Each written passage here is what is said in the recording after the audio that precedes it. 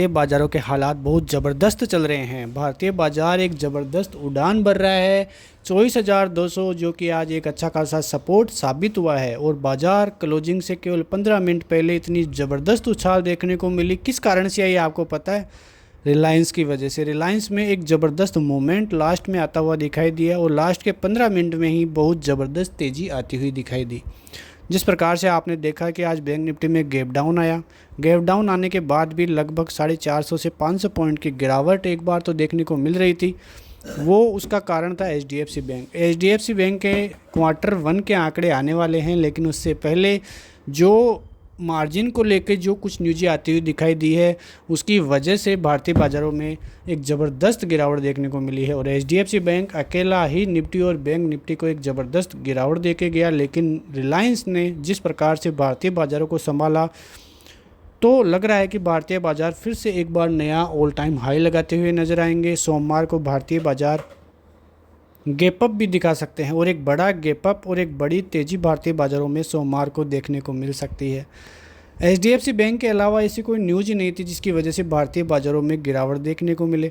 अमेरिकी बाज़ारों की बात करें तो आज अमेरिकी बाज़ारों में बेरोज़गारी के आंकड़े आते हुए दिखाई देंगे और ये आंकड़े इसलिए इम्पोर्टेंट है क्योंकि जो नेक्स्ट फेड की मीटिंग होगी तो फेड के जो चेयरमैन हैं जेरोम पोवेल, उन्होंने पहले हिसाब कहा था कि यदि महंगाई दर 2% से कम नहीं आएगी तो फेड अपनी ब्याज दरें कम नहीं करेगी और जब तक ब्याज दरें कम नहीं होगी तब तक जो इकोनॉमी है अमेरिका की वो सही होती हुई दिखाई नहीं देगी। यदि रेट कट होती है तो ग्लोबली आंकड़े सुधरेंगे, ग्लोबली इस खबर का इम्पैक्ट पड़ेगा और भारतीय बाज़ार भी ज़बरदस्त तरीके से, यदि रेट कट की बातें होती है तो एक बड़ी तेज़ी वहां पर भी देखने को मिल सकती है। इसलिए ये जो जॉब आंकड़ा है, बेरोज़गारी का आंकड़ा है जो कि आ जाएगा, वो काफ़ी इम्पोर्टेंट साबित हो सकता है ग्लोबली बाज़ारों के लिए। वैसे एक प्रकार से देखें तो भारतीय बाज़ारों में ऐसी कोई न्यूज़ नहीं है जिसकी वजह से बहुत बड़ी गिरावट देखने को मिले। अब आते हैं लेवल्स पे।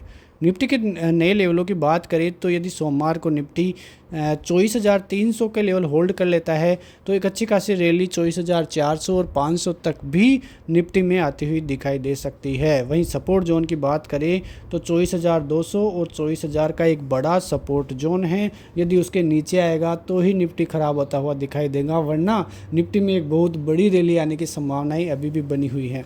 एक बात मैं आपको बता देना चाहता हूं कि जब भी सभी रिटेलर्स ये कहना चालू कर दे कि भारतीय बाज़ारों में गिरावट आएगी, तभी आप समझ जाना कि भारतीय बाज़ारों में और तेज़ी होगी, क्योंकि रिटेलर यही समझ के तो फंस जाता है। अब आते हैं बैंक निफ्टी पे। बैंक निफ्टी की बात करें तो बैंक निफ्टी के लिए 52,800 का लेवल एक इम्पोर्टेंट रेजिस्टेंस जोन होगा। 52,800 से लेकर 53,000 के बीच में।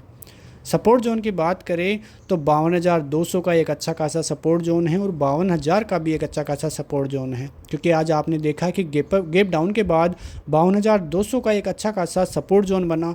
वहां से लास्ट में एक ज़बरदस्त रिकवरी आती हुई दिखाई दी 52,600 तक की।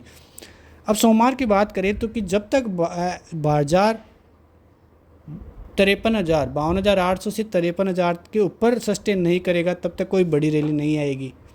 लेकिन आप बैंक निफ्टी से ज़्यादा निफ्टी पे फोकस रखिए, क्योंकि वहाँ पे एक ज़बरदस्त ट्रेंड बना हुआ है। अच्छी खासी प्रॉफिट की संभावना आपको निफ्टी में ज़्यादा देखने को मिलेगी। तो यदि वीडियो अच्छा लगा हो तो लाइक, शेयर और सब्सक्राइब करना मत भूलिए, क्योंकि इसी प्रकार की न्यूज़ें आप हमारे साथ देख सकते हैं। हम हैं CMA लोकेश और बने रहिए हमारे साथ ऐसी ही न्यूज़ों के लिए। तब तक के लिए नमस्कार, जय हिंद, जय भारत, वंदे मातरम। मिलिए हमारे कैमरामैन का इनामदार हो निशा शर्मा से।